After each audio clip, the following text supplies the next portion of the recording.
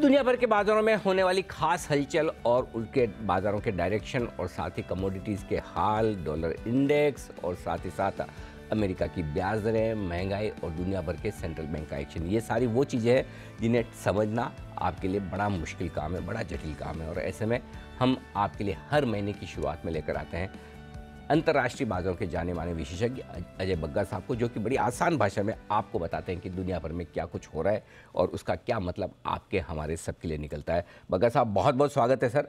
इस महीने तो बड़ा इंपॉर्टेंट महीना है और आपसे बहुत कुछ जानना, सीखना, समझना है। लेकिन उससे पहले मैं हमेशा की तरह हमेशा शुरुआत करता हूँ आपसे अमेरिका के साथ, और अमेरिका में क्या हो रहा है क्या नहीं है। लेकिन आज मैं थोड़ा बदल कर अमेरिका के बजाय मैं थोड़ा चीन और ताइवान की तरफ जाना चाहता हूँ, वहाँ से शुरुआत करना चाहता हूँ, क्योंकि पता नहीं ऐसा वो अंदर से अच्छी फीलिंग नहीं आ रही कि अगस्त के महीने में कुछ ऐसा तो नहीं कि चीन और ताइवान के बीच में कुछ ऐसा हो जाए जो अच्छे खासे बढ़िया मूड में आए हम लोग।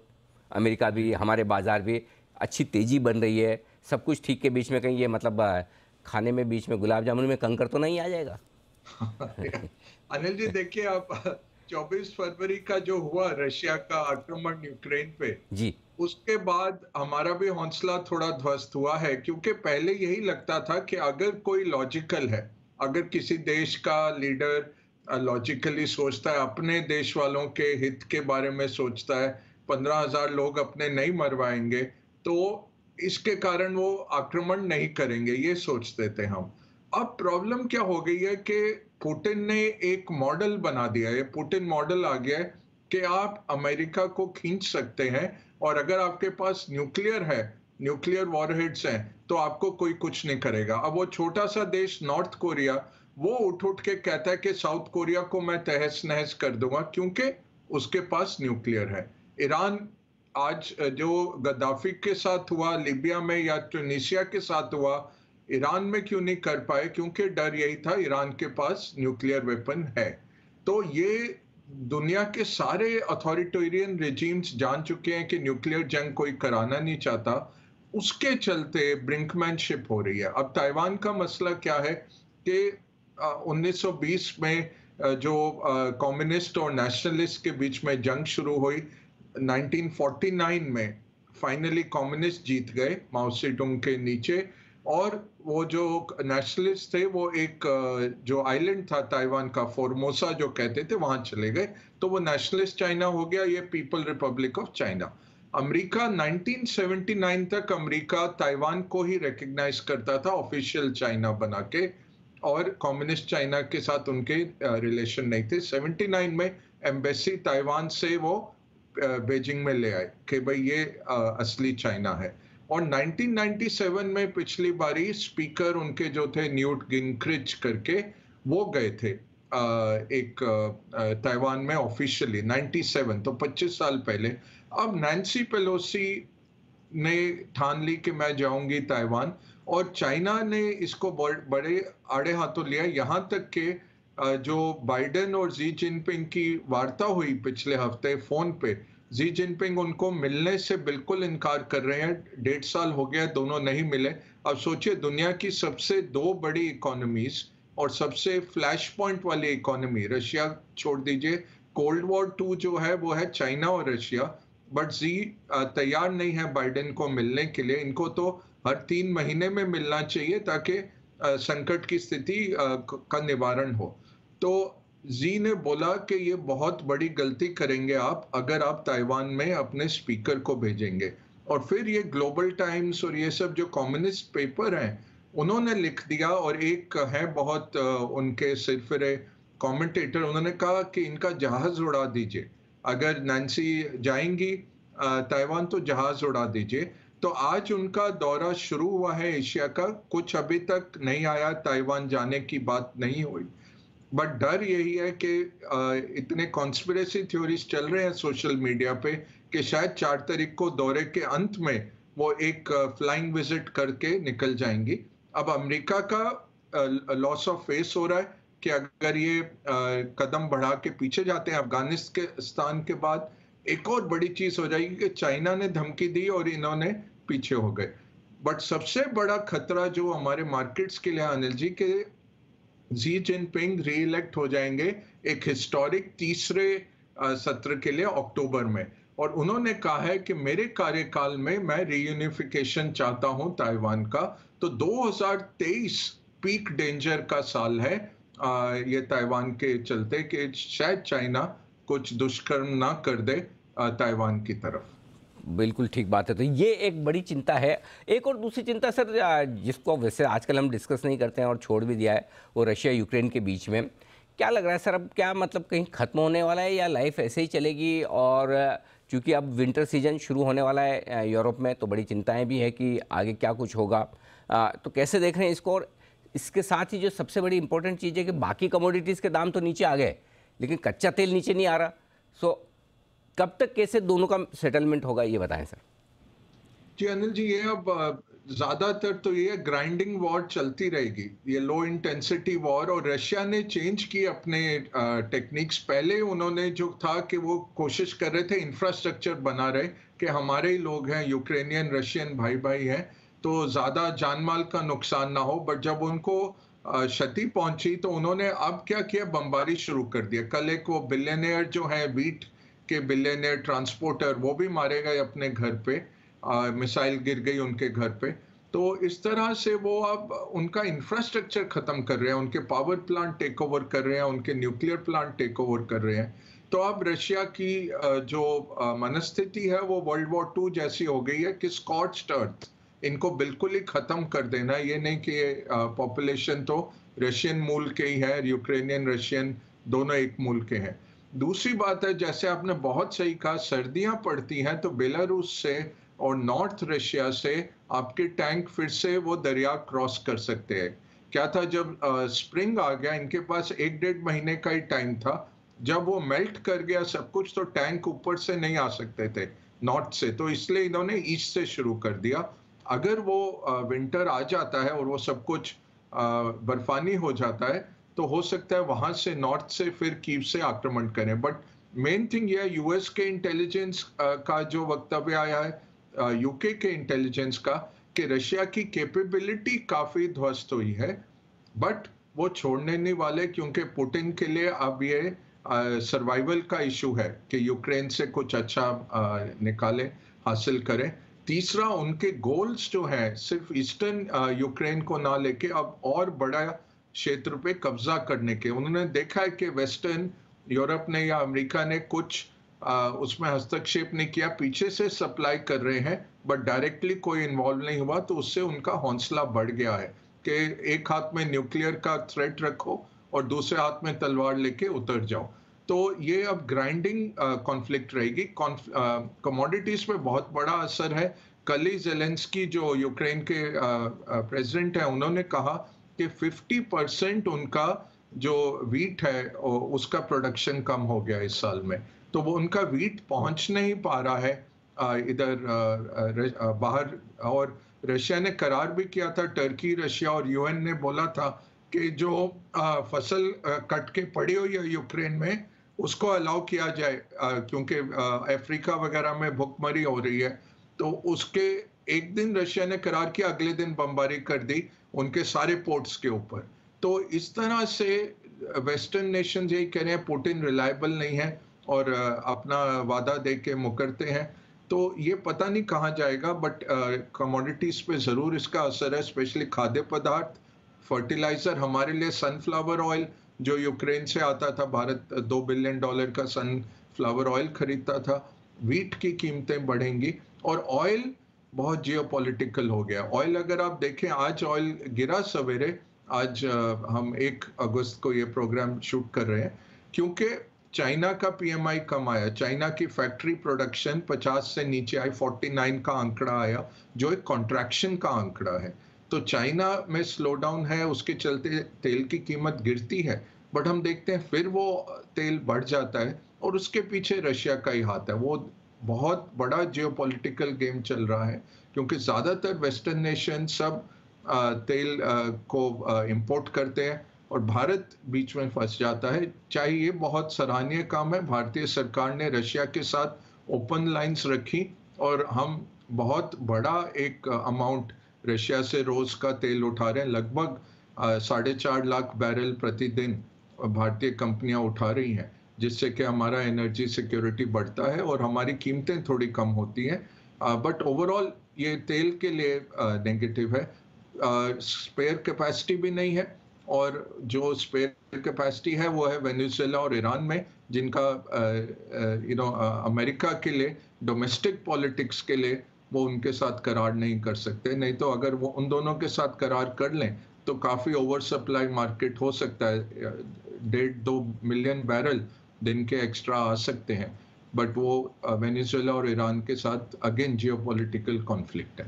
अच्छा जी सर, अनिल। ये जो पिछले हफ्ते अमेरिका में जो जीडीपी के डेटा है, लगातार दूसरी तिमाही नेगेटिव, और उस हिसाब से तो रिसेशन हो गया।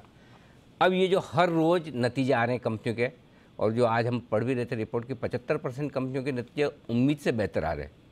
तो जी पहले तो समझो रेसेशन है कि नहीं है सर। इधर देखते हैं रिजल्ट तो लगता है कि काहे का रेसेशन, ये तो तेज़ी वाला मार्केट है। और नंबर और जो हेडलाइंस देखते हैं वो तो कहते हैं कि रेसेशन आ गया है या आने वाला है। तो दोनों में बड़ा कन्फ्यूजन है सर।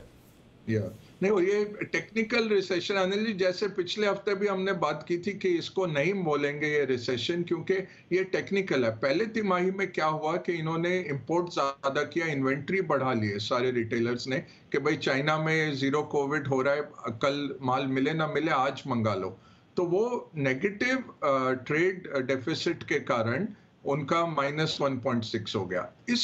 इस तिमाही में क्या हुआ, वो जो इन्वेंट्री थी उसी की खपत कर रहे थे, नया माल मंगा नहीं रहे थे, और थोड़ा बहुत स्लो डाउन भी आया। हाउसिंग स्पेशली, वहां पे मॉर्गेज के रेट्स डबल हो गए, जहां पे 3% के रेट थे 5.5% वगैरह हो गए। उसके चलते मकानों की जो सेल्स है या मॉर्गेज है, होम लोन लेने की प्रक्रिया, वो धीमी हो गई। तो उसका एक इम्पैक्ट आया पूरी इकोनॉमी पे। बट ये स्लो डाउन तो नहीं है, मीन रिसेशन तो नहीं है। काफी और आंकड़े देखते हैं, और यूएस में एक एजेंसी है NBER कहते हैं, national bureau of economic research, वो घोषित करते हैं कि रिसेशन आया कि नहीं। उनकी जो वित्त मंत्री हैं जैनेट येलन, उन्होंने कहा ये रिसेशन नहीं है। उनके जो रिजर्व बैंक के इक्विवेलेंट फेड के गवर्नर हैं, चेयरमैन है जिम पावल, उन्होंने कहा मैं मानता नहीं, क्योंकि नौकरियां तो हैं, 55 लाख लोग नौकरियां ढूंढ रहे हैं, और 1.25 करोड़ नौकरियां हैं, तो 2 गुना नौकरियां हैं। अनएम्प्लॉयमेंट 3.6 पे है। हाउस होल्ड की बैलेंस शीट बहुत बुलंद है, $2 ट्रिलियन उन्होंने सेव कर लिए पिछले 2 सालों में, और जो उनको फ्रीबीज मिले सरकार से, $2 ट्रिलियन प्लस पे बैठे हैं। और कंपनियों की बैलेंस शीट देखें तो हिस्टोरिक लो पे डेट है, और हिस्टोरिक जो एक फाइनेंसिंग गैप हम कहते हैं कि कंपनियां कितनी खपत कर रही हैं अपने इन्वेस्टमेंट्स पे, बनिस्बत इसके उनके इंटरनल एक्रूवल्स कैसे हैं। इंटरनल एक्रूवल्स बहुत दमदार हैं, कंपनियों के शेयर बायबैक करते जा रहे हैं। तो ऐसे माहौल में आप इसको रिसेशन नहीं कह सकते, टेक्निकली हाँ। और अगर आप 1947 से डेटा देखें, 1947 में लास्ट टाइम ऐसा हुआ था कि 2 बारी नेगेटिव आया और रिसेशन नहीं हुआ। अदरवाइज पिछली 8 बारी 2 बारी आता है तो रिसेशन जरूर आता है। बट इस बारी क्योंकि इतने नोट छापे गए अनिल जी, कोई इकोनॉमिक रूल इसमें चलता नहीं है, तो इस बारी 3.6% उनका अनएम्प्लॉयमेंट है। इतने लेवल पे आप रिसेशन नहीं कहते। रिसेशन आता है 5-5.25% जब अनएम्प्लॉयमेंट हो जाता है, तब आप कह सकते हैं ये रिसेशन है। तो अभी तो काफी दूर है, नौकरियां बहुत गिरनी पड़ेंगी, और बहुत बड़ी इकोनॉमी है अमेरिका, उसमें ऐसा माहौल अभी तो रिसेशन का नहीं दिख रहा। और कॉर्पोरेट अर्निंग्स वही दिखा रहे हैं, स्ट्रांग रहे हैं कॉर्पोरेट अर्निंग्स। और जहां खराब भी आए, जैसे बैंक्स के ईयर ऑन ईयर गिरे क्योंकि डील मेकिंग कम हुआ, मर्जर्स कम हुए, वहां ट्रेडिंग में उनके बने, और ऑपरेटिंग जो थे, जो उनके क्रेडिट कॉस्ट थे, वो दिखा के बहुत अच्छा चल रहा है। तो इसलिए बैंक्स बुरे रिजल्ट्स देके भी अच्छे उन्होंने परफॉर्मेंस दी। एनर्जी कंपनियां देखी, तेल कंपनियां तो इतना पैसा बना रही हैं, शेयर बायबैक, स्पेशल डिविडेंड दे रही हैं, क्यों इतना पैसा बन रहा है उनका। तो सेक्टर दर सेक्टर अच्छा परफॉर्मेंस रहा है। तो अभी ये तो रिसेशन नहीं है, बट हिस्ट्री ये दिखाती है पिछली 8 बारी 2 बारी अगर ये नेगेटिव आया तो रिसेशन आता है। इस बारी क्यों डिफरेंट है, नोट जितने छापे गए, जितना मनी सप्लाई है, जितना लिक्विडिटी है, उसके कारण, और फेड का रेट भी अगर आप देखें उसके कारण भी है। करेक्ट, बिल्कुल ठीक बात है। तो कहीं कहीं दूर दूर तक ऐसे टेक्निकल रिसेशन है, लेकिन प्रैक्टिकल रिसेशन तो सर वो हमने देखे हैं, मतलब वही सुन के सोच के ही मतलब घबरा जाते हैं। नौकरियां नहीं है, कामकाज नहीं है, बड़ा बुरा हाल है, लोन मिलते नहीं हैं, जिनके पास पैसे देते नहीं हैं, एक्सपांशन सब बंद, बड़ा बुरा हाल होता है वो तो। आखिरी मेरे ख्याल से 2008 में देखा था ना सर हमने। जी, हाँ, 2008 और 2018 में एक छोटा बहुत ट्रेलर। कम वो जब क्यूटी कर रहे थे तो उन्होंने रेट काटना शुरू कर दिया तुरंत। वो छोटा था ट्रेलर। बिल्कुल। अच्छा सर, अब देखिए इस बार भी 5% लगातार 2 बार तो 5% ब्याज दर ने बढ़ा दिया अमेरिका में। अब तीसरी बार तो 5% नहीं बढ़ेगी, ये मान सकते हैं? हाँ, देखिए फेड फ्यूचर्स तो 50 दिखा रहे हैं, चाहे उन्होंने 3 बारी अपने वक्तव्य में कहा अनयूजुअली हाई रेट, बट क्या है, मार्केट की पोजीशनिंग ऐसे हो गई थी। इनफैक्ट बैंक ऑफ अमेरिका का जो वो रिपोर्ट आया, मंथली रिपोर्ट, उन्होंने कहा I am so bearish that it is bullish, कि भाई जीरो पे आ गया सेंटीमेंट। उनका बुल बेयर इंडिकेटर रहता है, और 2 से नीचे है तो आप कहिए कि खरीदिए जाके, क्योंकि सब बहुत बेयरिश हो गए। वो इंडिकेटर जीरो पे ही बैठा हुआ है चिपक के 3 महीने से, अनिल जी। तो वो कह रहे थे कि सेंटिमेंट वाइज ये इतना मार्केट पेसिमिस्टिक हो गया है, तो लोगों ने उनके वक्तव्य से पॉजिटिव्स उठाए। और दूसरा, जो मैंने पहले भी कहा है कि ये जिम पावेल ऐसी शख्सियत है कि ये प्रेस कॉन्फ्रेंस में ज्यादा कमिट कर जाते हैं।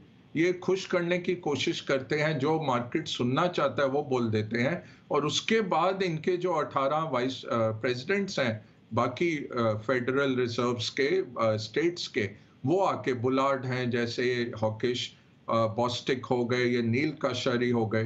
ये अब देखिए कल बुलार्ड बोलने वाले हैं। नील ने कल बोला, संडे को उनका वक्तव्य आया कि देखिए हम इन्फ्लेशन की तरफ ज्यादा फोकस्ड है। मार्केट ने ये मिस कर दिया कि उन्होंने कहा कि हम इन्फ्लेशन की कमर तोड़ के रहेंगे, और बैलेंस अभी इन्फ्लेशन को काबू करने में है, ग्रोथ पे नहीं है। अगर उसके कारण ग्रोथ थोड़ी स्लो करनी पड़ी वो हम करेंगे। एक रास्ता जाता है रेट बढ़ा के, फिर भी ना रिसेशन हो, बट वो रास्ता ज्यादा ज्यादा संकीर्ण हो रहा है। That path is becoming very narrow. वो उन्होंने फिर से 2 बारी बोला, that path is getting narrow. बोला ये मार्केट मिस कर गया। एक मैथमेटिकल चीज है अनिल जी, ये सेंटिमेंटल छोड़ के, अगर आपकी इन्फ्लेशन 9.1 चल रही है और आपका रेट है 2.25 पिछले रेट के बाद, आपका रियल इंटरेस्ट रेट नेगेटिव चल रहा है, ह्यूजली नेगेटिव। और देखें तो 70-80 कंट्रीज ऐसी हैं विश्व की जिनका रियल इंटरेस्ट रेट नेगेटिव है। भारत को भी ले लीजिए, 7.1 हमारा, 7 ले लीजिए सीपीआई, और 4.9 का रेपो है हमारा। तो हमारा भी नेगेटिव रेट चल रहा है। तो ये पॉलिसी बहुत एकोमोडेटिव है। जहां पॉजिटिव है वो है सऊदी ले लीजिए, और एक आध और देश है, मैं भूल गया नाम अभी। 2-3 देश हैं, पूरे ब्राजील है, जो टोटल पॉजिटिव में है उनका रियल रेट। अदरवाइज सब नेगेटिव चल रहे हैं, और फेड भी नेगेटिव है। तो इन्होंने जो न्यूट्रल रेट कह दिया, ये थोड़ा चौंकाने वाला था। ये समझ नहीं आई कि ये न्यूट्रल कैसे बोले 2.25, और फिर बोले 3.25 तक हम टाइटनिंग हो जाएंगे। तो अनलेस इन्फ्लेशन आपकी 3 तक आ जाती है, तब आप कह सकते हैं कि 3.25 मैं टाइटनिंग कर रहा हूं। या आप कह रहे हैं कि ये नया दौर है। देखिए 40 साल से ये ग्रेट मॉडरेशन था, जहां रेट कटते ही रहे, बीच में बढ़ते थे फिर नीचे हो जाते थे, थोड़े टाइम के लिए बढ़ते थे, बट ओवरऑल रेट यूएस के 20% से रेट आए हैं नीचे जीरो तक लास्ट 40 साल में। इसको कहते थे ग्रेट मॉडरेशन। एक बहुत बड़ा साइकिल ये खत्म होने को आया जब, और एंड में क्या था, सब सब चीजें चली, बॉन्ड चले, स्टॉक चले, मकान चले, बिटकॉइन चला, सोना भी चल गया, 1800 2100 तक सोना भी गया, सब कुछ चल गया था। और सब ये कह रहे थे हमें डर की बात नहीं है मार्केट्स को, क्योंकि सरकार कर देगी। और ग्रीनस्पैन ने जो फेड पुट शुरू किया था, वो फेड पुट है कि मार्केट गिरेगा तो फेडरल रिजर्व आ जाएगा बचाने के लिए, वो बदल गया है। तो इस साल क्या देखना है, अभी टाइटनिंग होगी, पैसा वो निकालते जाएंगे, रेट बढ़ाएंगे। ऐसे माहौल में नॉर्मली मार्केट्स लड़खड़ाते हैं। तो वैल्यूएशन पहले कटे, पहले 6 महीने में, अब क्या अर्निंग्स कटेंगे, ये हमारे को मोहलत मिल गई। ये इस बारी तो अर्निंग्स बड़े अच्छे आ गए, और रेट अगर ज्यादा नहीं बढ़ेंगे, रिसेशन ने हमें एक पैडिंग दे दी, अरे रिसेशन का खतरा है, शायद रेट नहीं बढ़ेंगे, तो टाइम मिल गया। इसमें से अच्छी बात क्या है, भारत को और मिल गया, क्योंकि जब रिसेशन ऐसे आता है हम भी नीचे जाते हैं उनके साथ, बट जब रिकवरी होती है इमर्जिंग मार्केट में पैसा आता है, और डॉलर नॉर्मली नीचे जाता है जब रेट कट शुरू हो जाते हैं, तो उसमें इमर्जिंग मार्केट में अब जो जुलाई में पॉजिटिव पैसा आ गया भारत में, क्या मार्केट ने उछल के ये सब जो अगले 6 महीने में होने वाला है उसको डिस्काउंट करके ऑलरेडी एक्शन ले लिया है, या अभी एक झटका और है और फिर सितंबर अक्टूबर जैसे मेरी पहले सोच थी वहां तक कुछ बॉटम बनेगा? ये कहना मुश्किल है कि 15,200 का बॉटम बन चुका, अभी उसको नहीं छुएंगे, अब आगे ही बढ़ेंगे, वो तो मुश्किल है, मार्केट्स ऊपर नीचे जाते हैं। तो ओवरऑल मैं यही कहूंगा, अच्छी डेवलपमेंट रही जुलाई की। अगस्त इतना स्ट्रांग नहीं लग रहा है, काफी हो गया जो होना था। भारत के लिए अच्छा है क्योंकि ये डॉलर अगर इतना रहता है और नीचे आने लग जाता है, वो कैरी ट्रेड फिर शुरू हो जाएगी और हमारे पास और पैसा आएगा, तो भारत के लिए अच्छा है। बट हो सकता है 5-6 महीने थोड़े वॉलेटिलिटी के और बचे हों, और मार्केट बॉटम 10-12 इंडिकेटर जो हम देखते हैं उसमें से 7 तो ठीक दिखा रहे हैं कि मार्केट बॉटम पे है, बट 2-4 इंडिकेटर ऐसे हैं जो अभी भी थोड़ा डर लगता है देख के कि शायद बॉटम एक और बनना है अभी, मे बी सितंबर अक्टूबर में भी थोड़ा उससे आगे। ठीक बात है, तो एक चांस और आ सकता है अगर आना है तो। अच्छा सर, अब बात करते हैं इस महीने की बुक की और इस महीने की कोर्ट की, बताएं सर। कोर्ट ये बुक है एक 5 दिग्गज जो है मार्केट के, Warren Buffett, Benjamin Graham, Phil Fisher जो growth investor, T Rowe Price जिनका बड़ा एक म्यूचुअल फंड भी उनके नाम पे है, और जॉन टेम्पल्टन फंड के। तो lessons from the legends of wall street, इनकी क्या सोच थी। निकी रॉस करके किताब है, 2000 की किताब है, पुरानी किताब है, बट टाइमलेस प्रिंसिपल्स होते हैं, और महंगी किताब है।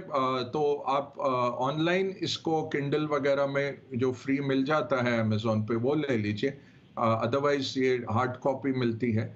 मेरे पास एक सॉफ्ट कॉपी बहुत पुरानी पड़ी है, तो ये मैंने सोचा। और इसका जो कोट इसमें से निकाला अनिल जी, वो जॉन टेम्पल्टन का है। जॉन टेम्पल्टन बहुत स्पिरिचुअल भी थे और बहुत ही वैल्यू इन्वेस्टर थे, बहुत आगे की सोच थी उनकी।